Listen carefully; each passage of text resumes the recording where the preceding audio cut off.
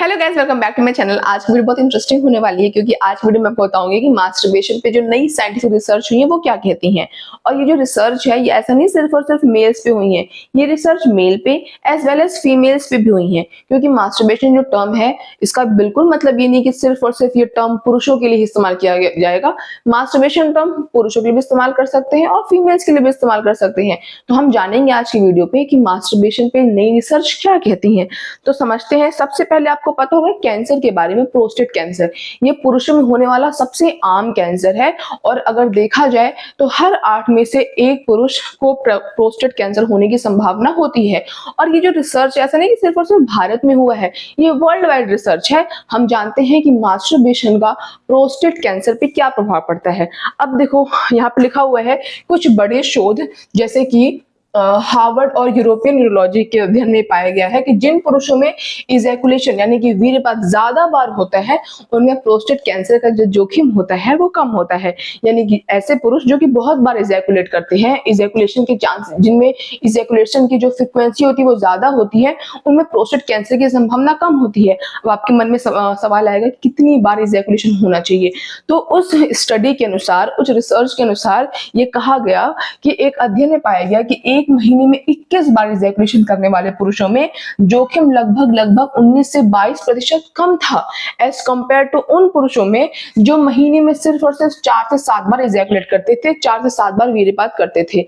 यानी वो पुरुष जो कि महीने में 21 बार इजैकुलेट कर रहे थे, 21 बार वीर्यपात कर रहे थे, उनमें प्रोस्टेट कैंसर का जो जोखिम था वो कम था। कितने गुना कम था? 19 से 22% कम था एज कंपेयर टू वो पुरुष जो कि महीने में सिर्फ और सिर्फ 4 से 7 बार इजैकुलेट करते थे। तो ये स्टडी में पाया गया। अब देखो आगे मैं आपको समझाती हूँ। लिखा हुआ है कि वैज्ञानिक कहते हैं कि यह सीधा कारण परिणाम कॉज इफेक्ट साबित नहीं हुआ, सिर्फ संबंध दिखा है। कि इसका ये हरगिज मतलब नहीं है कि जो मास्टरबेट ज्यादा बार करेगा उसको प्रोस्टेट कैंसर की संभावना डायरेक्टली कम हो जाएगी, बट ये एसोसिएट कहीं ना कहीं साइंटिस्ट जो है वो हमारे करते हैं। अब देखो आगे मैं आपको समझाती हूँ। तनाव कम होना और नींद बेहतर होना। तनाव कम होना, नींद बेहतर होना, ये पॉइंट दोनों के लिए था क्योंकि प्रोस्टेट कैंसर महिलाओं में तो होता नहीं है, प्रोस्टेट कैंसर तो पुरुषों में होने वाला कैंसर है। लेकिन जो तनाव है और जो नींद की प्रॉब्लम है ये तो मेल और फीमेल दोनों की हो सकती है। तो देखा गया कि वो पुरुष, वो महिलाएं जो कि मास्टरबेट करते हैं उनमें तनाव की प्रॉब्लम जो होती है कि बहुत स्ट्रेस है उनको, तो उनको स्ट्रेस से रिलीफ मिलता है। जिन पुरुषों को, जिन महिलाओं को नींद नहीं आती है, अगर वो मास्टरबेट करते हैं तो उनको नींद आने में भी बहुत मतलब उतनी प्रॉब्लम नहीं होती है। अब आप सोचो ऐसा क्यों होता है? ऐसा क्या हो जाता है मास्टरबेशन से कि स्ट्रेस चला जाता है, कि नींद आ जाती है? ऐसा क्या होता है? तो देखो यह भी काफी हद तक सही माना गया है। ऑर्गेज्म के समय क्या होता है, हमारा जो शरीर होता है उसमें ऑक्सीटोसिन और एंडोर्फिन्स नामक हार्मोन रिलीज होते हैं जो कि रिलैक्सेशन, मूड और नींद के लिए बेहतर होते हैं। इसीलिए ऐसा होता है कि मास्टरबेट करने के बाद लोगों को नींद अच्छी आती है और अगर स्ट्रेस होता है तो अपने आप को थोड़े समय के लिए वो स्ट्रेस फ्री महसूस करते हैं। अब देखो आगे मैं समझाती हूँ। मेनोपॉज। मेनोपॉज जो टर्म है वो तो सिर्फ महिलाओं और महिलाओं के लिए ही है क्योंकि जो, अच्छा पहले मेनोपॉज तो बता दो क्या होता है। मेनोपॉज का मतलब क्या होता है? मेनोपॉज का मतलब होता है महिलाओं को जब पीरियड्स आना बंद हो जाते हैं। क्योंकि आपको पता है कि लड़कियां सीमित अंडों के साथ पैदा होती हैं। जब कोई लड़की पैदा होती है तो उसकी ओवरी में, अंडाशय में फिक्स नंबर ऑफ एग्स होते हैं।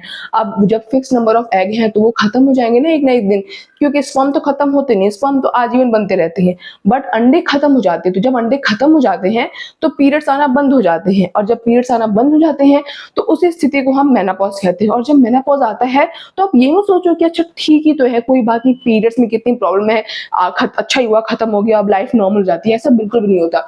जब मेनोपॉज के लक्षण, जब सिम्टम्स दिखने शुरू होते हैं, जब मेनोपॉज आ रहा होता है, करीब आ रहा होता है, तो उस टाइम पे क्या होता है, बहुत सारे ना जो हार्मोन्स होते हैं ऊपर नीचे होते हैं, अंडे खत्म हो जाते हैं, एस्ट्रोजन प्रोजेस्टेरोन की जो मात्रा होती है वो कम होने लगती है, बहुत चिड़चिड़ापन, मूड स्विंग्स, बहुत प्रॉब्लमेटिक सिचुएशन हो जाती है। तो ऐसा देखा गया कि वो महिलाएं जो कि मास्टरबेशन करती थी उनमें मेनोपॉज के लक्षण कम देखने को मिले एज कंपेयर टू वो महिलाएं जो मास्टरबेशन बिल्कुल भी नहीं करती थी। देखो कुछ रिसर्च में ऐसा संकेत मिला कि 2025 में किन्सी इंस्टीट्यूट के अध्ययन में पाया गया कि लगभग 5 में से 1 महिला ने बताया कि सेल्फ प्लेजर यानी कि मास्टरबेशन से मेनोपॉज के लक्षणों में राहत मिली, खासकर मूड में, नींद में और मानसिक तनाव में उनको सुधार देखने को मिला। तो ये बहुत बड़ी बात है।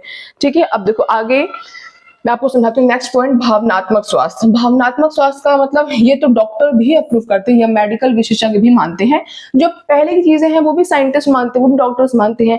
क्या कहते हैं कि सामान्य मात्रा में यह एक सुरक्षित यौन व्यवहार माना जाता है। सामान्य मात्रा का मतलब कि अगर कोई इंसान अपने ऊपर कंट्रोल रखकर, अपने ऊपर संयम रखकर उसकी रोजमर्रा की जिंदगी प्रभावित नहीं हो रही है, उसके इस चक्कर में रिश्ते प्रभावित नहीं हो रहे हैं, कि अगर मान लो अगर एक कपल है और मास्टरबेशन की वजह से उनकी इंटीमेसी पे प्रभाव पड़ रहा है, उनके रोजमर्रा की जिंदगी पे, उनके सेक्सुअल लाइफ पे प्रभाव पड़ रहा है, तब तो ये चीज गलत है। बट मास्टरबेशन के बावजूद अगर आपके पर्सनल लाइफ में कोई प्रॉब्लम नहीं चल रही, आपके रोजमर्रा की जो दिनचर्या उस पर कोई बुरा प्रभाव नहीं पड़ रहा, तब तक ये सीमित है।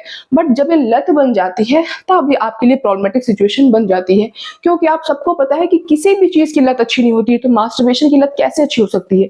तो अगर कोई सीमित मात्रा में करता है, अपने ऊपर कंट्रोल रखता है, बहुत एग्रेसिवली नहीं करता है। बहुत सारे लोग क्या करते हैं, गलत तरीके से करते हैं, जिससे कि उनको प्री मैच्योर इजैकुलेशन या फिर उनकी कुछ नर्व्स में प्रॉब्लम हो जाती है, क्योंकि वो बहुत ही अग्रेसिवली करते हैं और गंदे तरीके से, बुरी तरीके से उनकी जिंदगी में बहुत ही गंदा, बहुत बुरा क्या पड़ता है, उससे प्रभाव पड़ता है। बट अगर आप संयम से करो, सही मात्रा में करो, आपकी जिंदगी को कोई प्रभाव ना पड़ रहा हो, तब तक आपके लिए बिल्कुल भी हानिकारक नहीं होता है। पहले के टाइम पे लोग कहते थे कि वीर को स्टोर करो, वीर को बचाओ, अगर बचाओगे तो आपको एनर्जी मिलेगी, एनर्जी जनरेट होगी। बट आपको भी पता है कि आज के टाइम पे इतनी रिसर्च हो चुकी है कि आप सबको पता है कि मेल की बॉडी में वीर को स्टोर करने कुछ भी स्टोरेज बॉक्स नहीं होता है। जब स्टोरेज बॉक्स ही नहीं है तो at the end of the day आपका जो स्पर्म है या तो वो बाहर निकल जाएगा, जो आपका सीमेन या तो बाहर निकल जाएगा या तो शरीर में ही मर जाएगा, एब्जॉर्ब हो जाएगा, रीएब्जॉर्ब होगा, क्योंकि स्पर्म में तो लिविंग सेल्स है ना। तो जब आप उसको ना ही स्टोर कर सकते हो, ना ही कहीं बचा कर जमा करके रख सकते हो, तो उसके रोक के रखने से एनर्जी बढ़ने का तो कोई सवाल पैदा होता ही नहीं है। लेकिन आप अपनी जिंदगी पे कोई बुरा प्रभाव ना पड़े इस तरीके से मास्टरबेशन अगर करते हो तो ये बिल्कुल भी हानिकारक नहीं होता है।